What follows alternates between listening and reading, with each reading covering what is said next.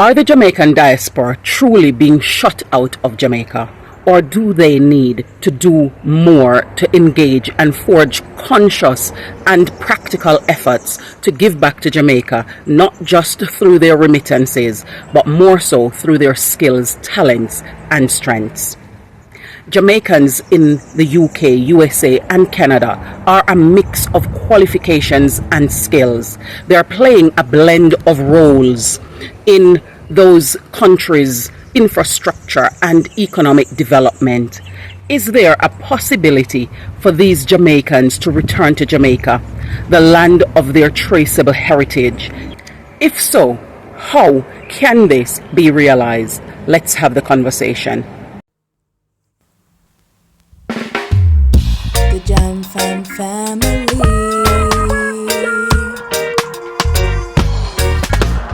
Jam Fam, come hang with me.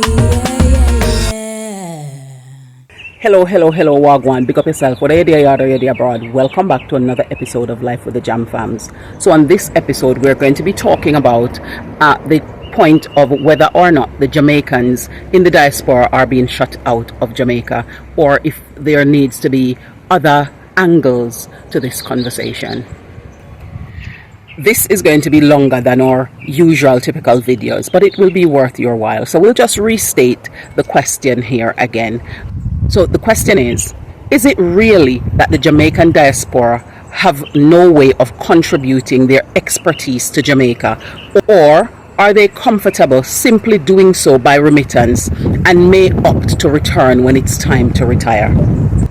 Like there is the conversation about the African continent and its diaspora, there is also the conversation about Jamaica and how well Jamaica the island engage with the diaspora. And although I do believe that there could be more networking, engagement and tangible work to be able to bring Jamaican talent home, that work is not just for the Jamaican government.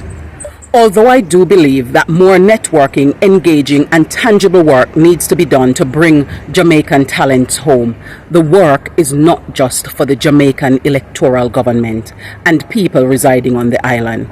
Much of this work also need to be done by Jamaicans in the diaspora.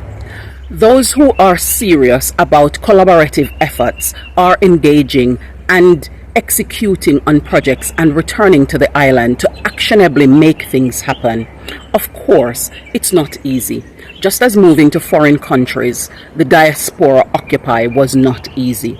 It's about priority and a battle being fought in our minds. Those who prioritize it put in the initiatives to realize their goals and visions. Others play lip service and find excuses as to why it would not be possible for them to return to the island and thrive. This is because many feel that coming back to the island would mean that they are going backwards, and they don't want to go back in order to catapult even further forwards. There is actually a Twi word which is sankufa. It literally means go back and get what was left behind. To rebuild and continue building requires us to go back, pull up our sleeves and do the work, delaying gratification and grinding now so we can all harvest in the future, us and our children coming after us. We're going to have a look at a few points to help bring this conversation home. Number one, the government not engaging.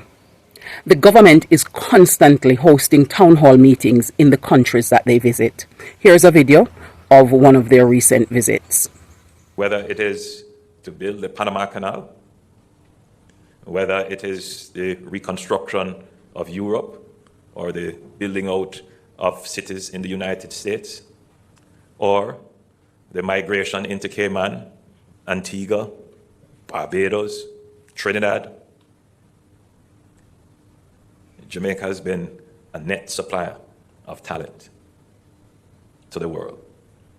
Obviously, it is the case to the point where a potential president of the United States, the vice president who ran, had Jamaican heritage strong. Her father, a Jamaican. That struggle, that long struggle, has led many Jamaicans seeking opportunities whether it is better housing, better education, better roads, safety and security, economic opportunities to go elsewhere other than Jamaica. And now we are all over the world, in almost every country. And the truth be told, I visited China, and I was able to have a town hall meeting, not as large as this one, but considerable. I went to South Korea, I was able to have a meeting. I was in Belgium, all over Europe. The truth is that that long struggle has spread our people all over the world. And it has been good, in a sense, because it has created considerable human capital for us. And we don't complain about the remittances that flow. Though I do often reflect on how productive the talent we have exported is in the countries that they have found residence, and how they have contributed to the GDP of those countries. And you do wonder, what have we lost? What could we have achieved if we had good economic management, if we had a solid rule of law, if we had good infrastructure? What could we have achieved? So I go back to my original statement. We're all proud to be Jamaicans because with all the adversities, we have achieved quite a bit. But we could have achieved so much more. So the question is, as Prime Minister of Jamaica, am I going to just sit back and try to live on the exceptionalism that is natural to us? We run the fastest in the world. We have great music. Is that going to be the definition of us? Or are we going to write a new chapter in our story? The economic success of the Caribbean, the Singapore of the Caribbean. Are we prepared to write that chapter?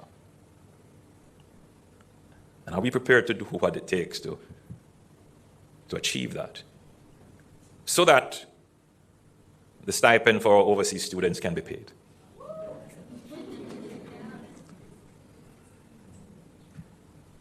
So I didn't go into politics to just, be able to brag that we are the fastest people in the world,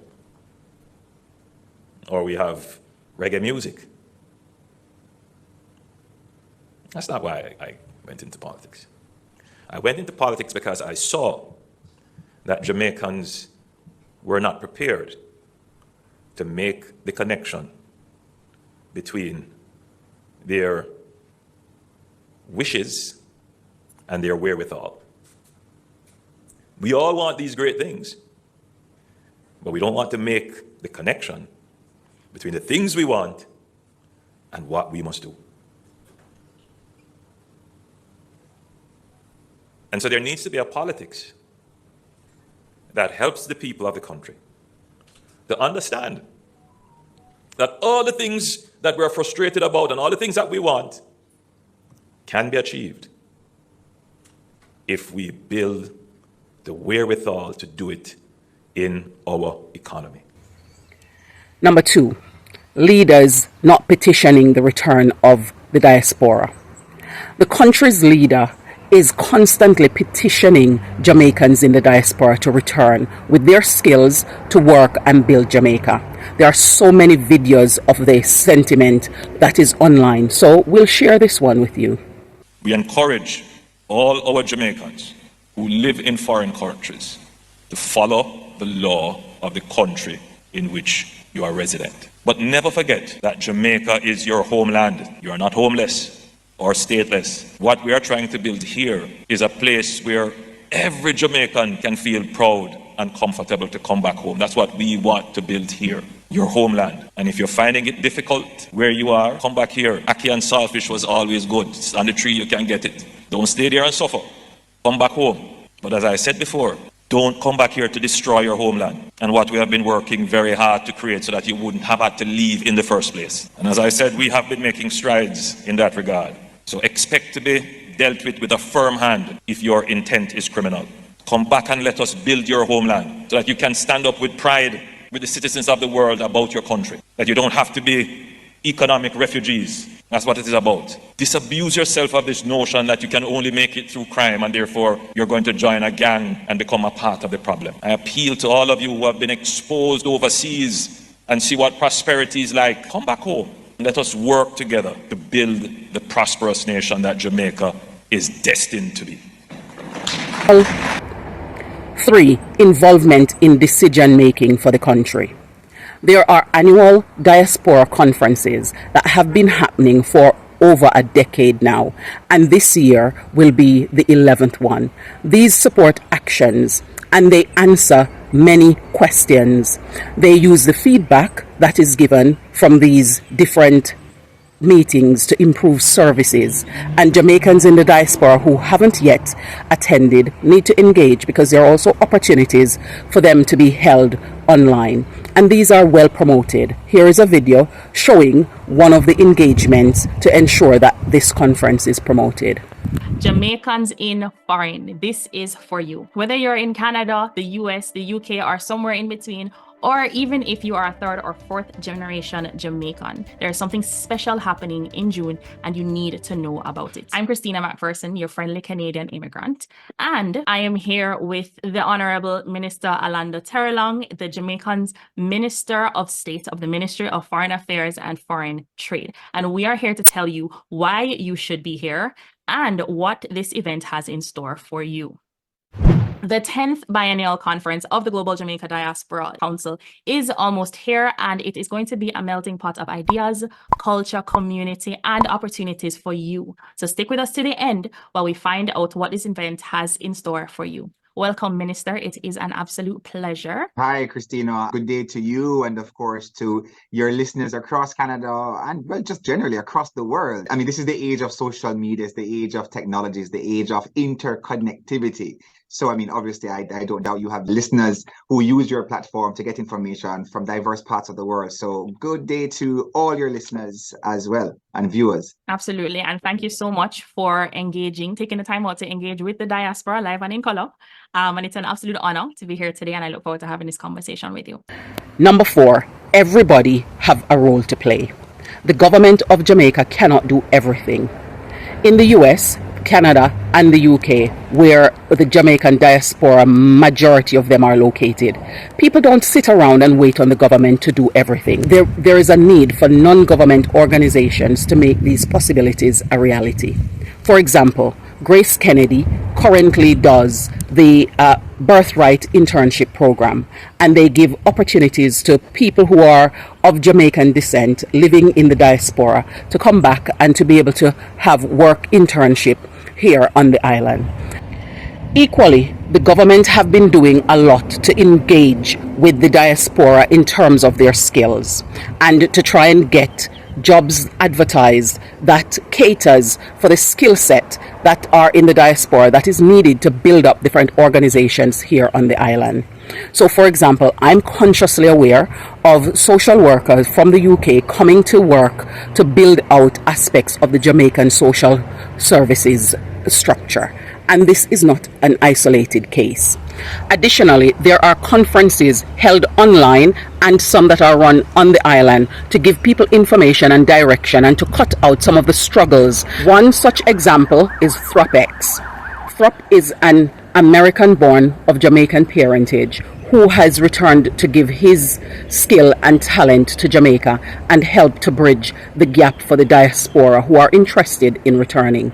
Here's a video of an example of one of his conferences. I want to also salute the other businesses around Negril and stakeholders in Negril that have supported ThropX. I see the Chamber of Commerce President, Elaine Bradley. I see Daniel and Sophie Grizzle. I see I see Tree Negril Tree Housing supporters as well. And I big up my brother from Boardwalk Village as well too. Just because it's so important to have that kind of co-petition, not competition, but co-petition, more cooperation, understanding that the collaborative effort creates more business, more wealth for the collective group. Las Vegas would never be Las Vegas if it was only one casino there. It's Las Vegas because of the strip of casinos. And similarly, if we can have this kind of approach and attitude towards our own development, especially in a town like Negril, with phenomenal assets, I believe that's where we can thrive. Getting more specific to tourism, you won't have a new flight added to Jamaica if it's just one hotel that you have, one small hotel, and you're busy keeping down every other hotel from competing.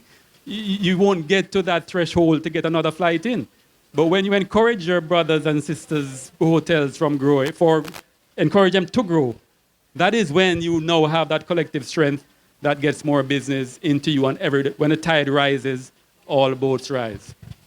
So hats off, please give the supporting stakeholders a round of applause, please. But I felt I would drive all the way down in the liquid sunshine, AKA rain, to really support what you're doing and to also give you a perspective from the vantage point that I have being in Kingston and being from here.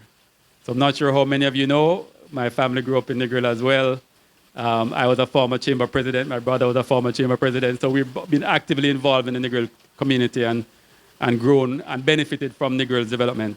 So here I am, one of you, and now I'm there, one of them in government. So I'm going to give you that perspective from government as best as I can, particularly in tourism. There are content creators like myself telling balanced truth about returning and living in Jamaica.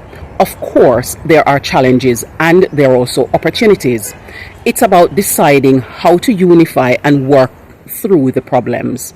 I did a video about the unconscious power of the Jamaican repats, because even when we return from the diaspora, we seem to not recognize the impact that we can have through collective responsibility and cooperation, and that will soon change.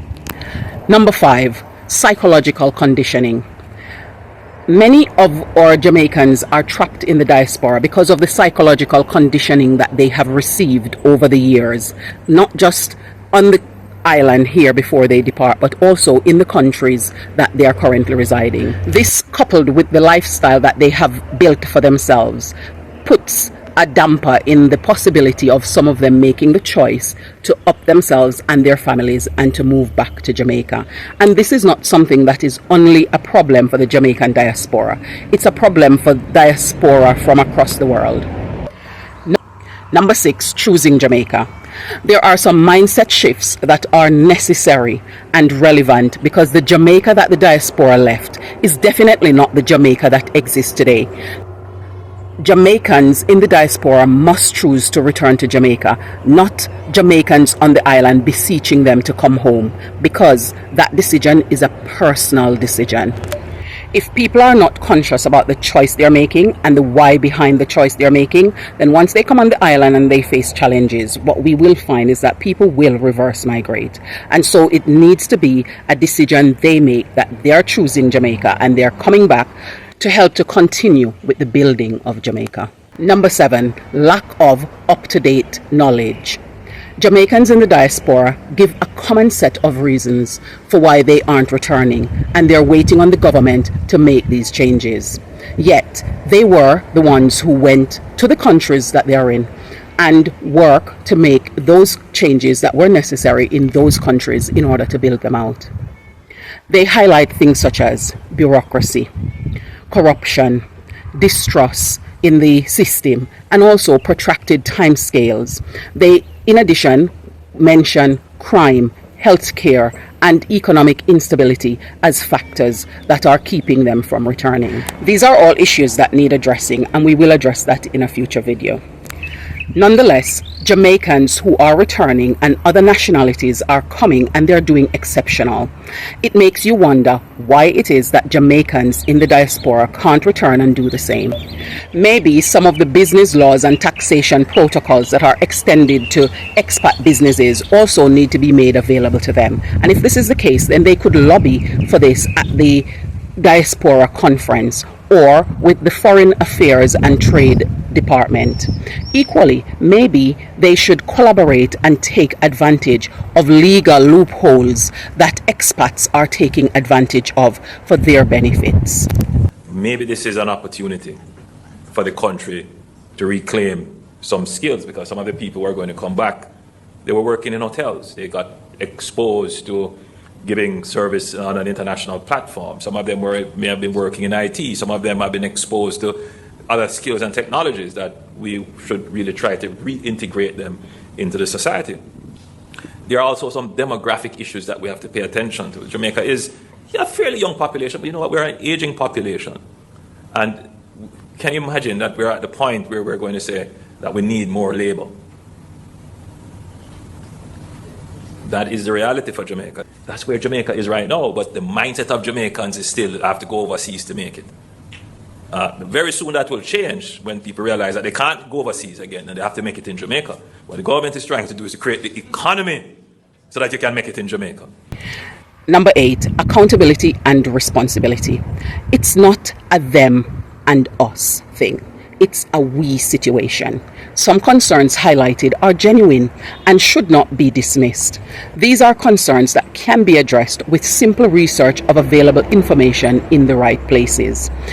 Channels such as JIS TV, PBC Jamaica, and Life with the Jam Fams, and many other channels that are promoting information about Jamaica, including returning residents who are content creators who are showcasing the changes that they are experiencing in the Jamaican construct that exists today.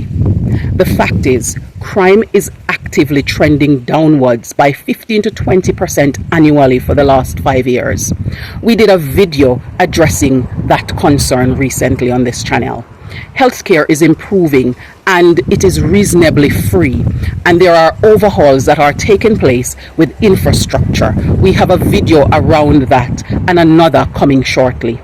Road fatalities are declining. We've produced a video on that recently. Things such as Jamaica actively paying down their debt and clearing off the high levels of debt burden that was on the nation that was causing severe austerity. We've also done a video on that recently. However, nothing will change if Jamaicans in the diaspora keep believing the negative clickbaits and sensationalized headlines that they are constantly watching or hearing or seeing. We need to look for good, and we will find it, because there are lots of good that are happening in Jamaica currently. Number 9, social proof is undisputable. We've recently done a video about the social proofing, which is evident of Jamaicans returning to the island and staying for the long term. There are around 25 to 30% of Jamaican population that are repats or expats, and I do believe that this number might even be more since the last statistics was recorded. Some of these people are here for fixed periods and others are here for the long term. Jamaica can sometimes be insular and there are many gatekeepers, and nepotism is in operation pretty much in the same way as it is in other countries. We are just conditioned to believe that it's worse in Jamaica because people like to report badly about the country, and Jamaicans seem to be more overt about these things than people in other countries. And also they know that people are going to believe it and run with it more quickly. Number 10, the level of fraudulent activities on the island. Scamming is a global phenomenon, and of course it should not be tolerated in Jamaica, and the victims should not be further victimized by not getting the issue resolved speedily. I am conscious of people who work within fraud institutions in the UK who are working to stop fraudulent activities from happening, or who are investigating it when it's reported or spotted. And a few years ago, there were companies creating websites that mimics financial companies where people are going to be opening accounts and investing in their accounts. And what they then also do is make sure that their search engine optimization is so good that Google brings them to the top of searches. Those websites were scamming the British population out of millions of pounds. And so we know that these are things that happen. What needs to happen is that we have robust system in place to ensure that these are stopped and dealt with expedience. Jamaica and Nigeria gets the flack for scamming because they are easy targets and their people will believe and allow that defamation to take place, and they will also be active vectors of those damaging news. However, let's explore some facts. Firstly, the financial scamming such as the Ponzi scheme or pyramid scheme were things that were started in the United States of America. Postcode lottery scam letters had their reply address to Spain, although some of the people who helped with starting it were also from the UK. Catfishing is one that was famously practiced in Eastern Europe when Americans were going there for wives. And phishing scam started with the AOL era in the United States and was even coined AOL. Those are only a few of the different forms of scams that existed and where they actually originated. In the same way that we exercise sensibility in the UK or in the United States or in Canada, it's the same way that we need to exercise sensibility in Jamaica so that we are able to avoid being victims to these sorts of scams. Number 11 is housing provision, and the NHT has a payment scheme that is marketed right across different platforms, and this payment scheme is for Jamaicans in the diaspora to contribute and to benefit from housing loans within 18 months period of the starting point from their contribution. So in terms of acquiring housing, the possibilities are there, and that provision is being made through the National Housing Trust to ensure that Jamaicans coming back are able to provide housing for themselves once they return on the island. Number 12, Jamaica's developmental goals. Although we are apolitical on this channel, we aim to be balanced. Jamaica is in its best position since independence, both economically, infrastructure-wise, and it's looking to get better. To embrace the vision and work towards achieving the goals, both Jamaicans on the island and in the diaspora need to shift their mindset. In 1962 and immediately after, when Jamaica was going through a significant shift, many jumped ship and went abroad to work and build other nations. And of course, we understand why they did that. For some, it was about self-advancement, building out a better life for their family. And for others, it was that they were brought there by their parents and have very little choice in the matter. And we can never blame people for wanting to make a better life for themselves and for those people that they are responsible for. Nevertheless, Jamaica suffered terribly as a result. We are currently at another pivotal time in Jamaica's history, and the diaspora will need to decide if they want to be returning to Jamaica and making it the place that they can live, raise families, do business, and thrive. Truth be told, the countries that the Jamaican diaspora are currently living in don't embrace them. Rather, they tend to exploit them. And the new policies that these countries are developing are testament to that very fact. Notwithstanding, Jamaicans choose to stay in those countries in spite of the struggles and the second-class citizen treatment that they constantly receive. With all that is happening in the world today, it's time Jamaicans take heed to Marcus Garvey's call, "Up, you mighty race, and accomplish what you will." Or Buju Banton's lyric, "Rise up, my people, rise up, let us stand in solidarity." To paraphrase another Marcus Garvey quote, there are Jamaicans in the diaspora who are no good there in terms of their actions and their mindset, and will likewise be no good here in Jamaica.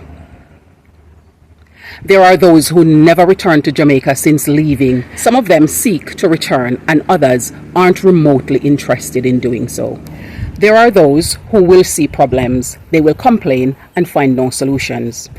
That's not helpful there in the countries they are in, and it certainly won't be helpful here in Jamaica. The conclusion to all this is that Jamaicans in the diaspora who truly care to return are doing so and enjoying their lives in Jamaica. Others are planning their process and exploring the ways of making it their reality. The Jamaican electoral government has their part to play. The Jamaicans residing on the island have their part to play. and the Jamaicans in the diaspora have their part to play. We need to break down colonial conditioning and indoctrination so that we can work together to make Jamaica the powerful island nation that it can become. The electoral government can make legislation to make it easier. However, they cannot do it all on their own. They need the people who will enforce those legislations and abide by those legislations and work together to create the best Jamaica for us and those coming after us. Man, the next decade for Jamaica is when everybody's going to be begging us to come to their country because we have the tech skills. They see our people as law-abiding, hard-working, efficient and productive, and they're going to want us to come, and they're going to remove all the visas. And at that time, we will say, no, Jamaica, the place of choice, to live, work, raise families, do business, and retire in paradise. You come instead. Wouldn't it be great if we can all play our part and buy into the vision of building out this Jamaica land we love? Let's hear your respectful views in the comment section below. Remember, we can disagree without attacking the individuals, so let's keep it respectful. I just wanted to ask you a few questions and see what your response is going to be. So the first one is, if you could have a superpower, what would it be? Teleportation or telekinesis. Why? Because with teleportation, I can move from one place to another whenever I want to. And telekinesis is like, for example, if I'm feeling lazy and I can't be bothered to get up to get something, I can just use my mind to bring it to me. Wow, that is quite awesome. So you leave out another one that comes in that group, which is telepathy. No, I don't want that. Well, I wouldn't want to know what people are thinking either. That would just feel like you get bombarded with people's thoughts all the time. Okay, so who do you admire as a leader? Does it like have to be like a famous person? Not really, just who you admire in your sphere or in the public domain.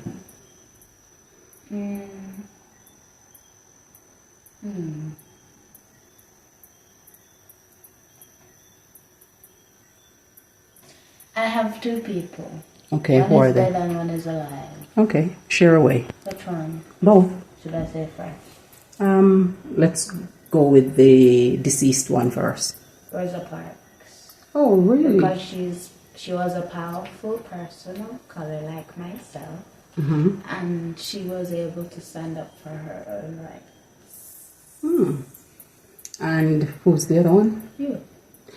Wow, that's such an honor. Why is that? Because you're my role model. Okay, that's a nice way. I wasn't expecting that, but What did you expect? I don't know. I didn't expect that one though. But thank you. That's quite nice. And it's quite honorable too. What is your favorite place in the house to relax? Surprisingly, it's not my room. You spend so much time in there? So I have two. One of them is. you want to disclose or not? You don't mind? Okay. One is the middle room that has the exercise bed. Okay. And the other one is, you know where the door is to go downstairs? And there's a wall with a picture frame Yeah. right there. Okay. Why do you like those places? It's just calming. Oh, that's and nice. isolated. Okay. And you like that feeling? That's nice. Okay. So what do you miss the most from your preteen years? I miss food. Okay. I miss Greg's, Babalology, Papa John's, McDonald's fries, McFlurry's, KFC fries.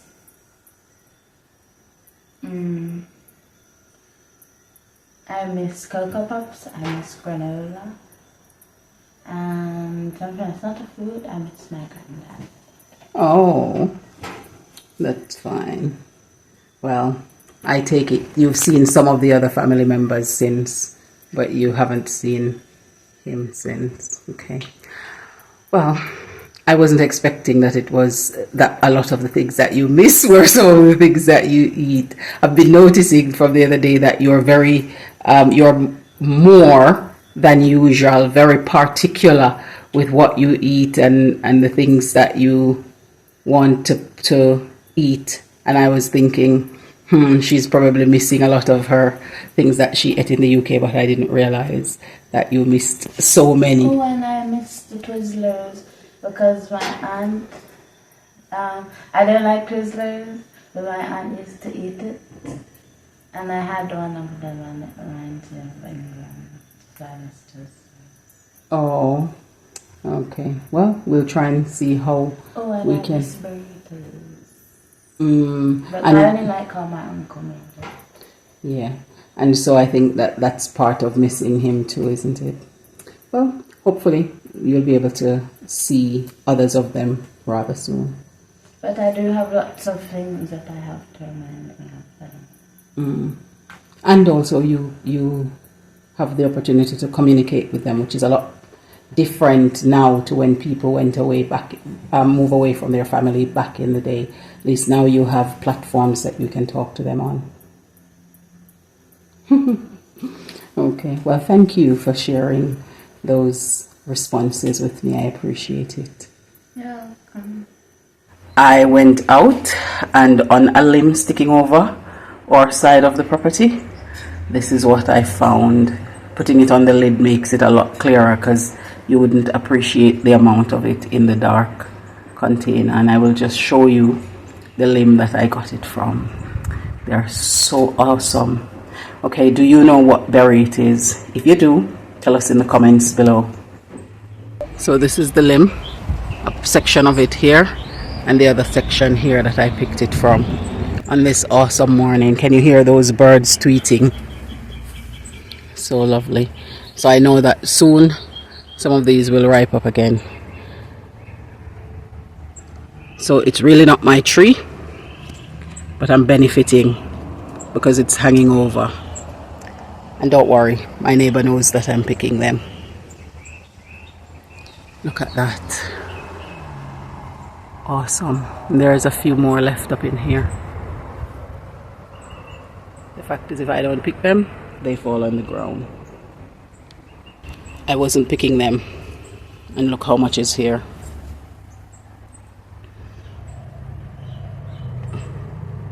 See, Jamaica have food beyond our imagination, that it just drop off a tree and stay there or bird eat them, literally, because people don't even have time to catch all of them to eat. Somebody asked me the other day if in Jamaica, if we do a lot of canned or dried preserving foods from season to season so that we can have them all year round. And the person who asked has never, I don't think they've ever been to Jamaica, and I don't think they were born in the Caribbean. And so they wanted to understand, Jamaica's food security. And I was highlighting the fact that, a lot of the food we produce is exported and the rest we eat locally. But we have food from season to season. So as a country, people have not really felt the great need to preserve things like they do in Western Africa or in Asia, parts of Asia as much, because as soon as one season finish, a new season of food crop up that people have to eat. And contrary to what people think about the size of Jamaica and its population, Jamaica is a very unpopulated country compared to others like it. So the food diversity that we have in terms of the fruit forests that Jamaica have is a lot. And so, we have a variety. I showed you guys the other day the other tree that was hanging over, and I picked some of the fruits from that. And this is another one. Neither of these trees are growing in my yard. They are my neighbors, and it's just the other day that same neighbor gave me some Ethiopian apples because they have a tree with a lot of them, and at the moment they have gooseberry, the tree is laden with it. And so the other day we were having the conversation and he was saying, once they are at the stage where we are ready to eat, he'll bring me some. So that's the type of way in which, you know, you'll find Jamaica, especially if you are not in the metropolitan areas. You will find, and even in the metropolitan areas, you have people who have fruit trees that they just share with their neighbors, because it's not like they're packing it up and going out there and selling them. So what would they do with them? You know, they just share it with neighbors so neighbors can eat some, because the preserving thing is just not a thing. Mango season finish, pear season coming in, ackee season finish. You have one next fruit coming in, breadfruit season in, jackfruit season in. It's just season after season after season. So all year round, you can find a wide variety of fruits and vegetables that you can eat here on the island. And I like the fact that it's a little fruit forest that we can all partake in. Sometimes you have to be in more rural areas to benefit from some of it, but we are fortunate at the moment to live in an area where it's close enough to the city center and feeling rural enough with all of these fruit trees around us. The Jam Fam family.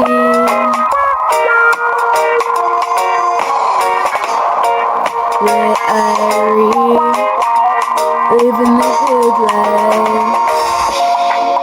We're royal, cruising through the West Indies, having fun, enjoying the good life. Jam Fam family, the Jam Fam family, yeah.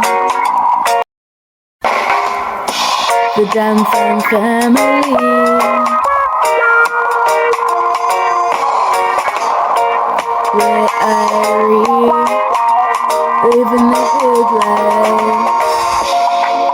We're royal, cruising through the West Indies, having fun, enjoying the good life. Jam Fam family, the Jam Fam family, yeah. The Jam Fam family.